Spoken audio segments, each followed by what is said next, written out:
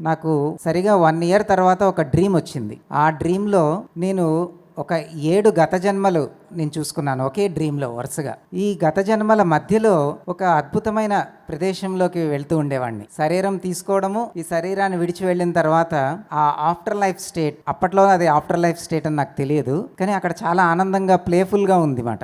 ఒక ఆత్మగా. అక్కడ నాకు చాయిస్ ఇవ్వబడింది. నెక్స్ట్ లైఫ్‌లో నువ్వు ఎటువంటి జీవితాన్ని ఎంచుకుంటావో నువ్వు ఎంచుకోవచ్చు అని. నేను చాలా ప్లేఫుల్‌గా సరదాగా నెక్స్ట్ లైఫ్‌లో నేను ఇప్పటివరకు కొన్ని కష్టాలు చూశాను కదా! ఒక లైఫ్‌లో నేను అనాథగా ఉన్నాను. చాలా కష్టాలు ఉన్నాయి. డబ్బు లేదు. సో నెక్స్ట్ లైఫ్‌లో నేను ఒక రిచ్ పర్సన్‌గా పుడతాను. నా లైఫ్ ఎలా ఉంటుందో చూద్దాము అని ఒక ఎక్స్‌పెరిమెంట్ లాగా ప్లేఫుల్‌గా చూస్ చేసుకున్నాను అనమాట. సో అప్పుడు నాకు ఈ క్యూరియాసిటీ బలపడింది. మనము ఏ విధంగా సోల్స్‌గా మన లైఫ్ని డిజైన్ చేసుకుంటాము, చూస్ చేసుకుంటాము తెలుసుకోవాలి అని. ఆ కుతూహలం నన్ను ఆధ్యాత్మిక మార్గం వైపు నడిపించింది ఆ డ్రీమ్.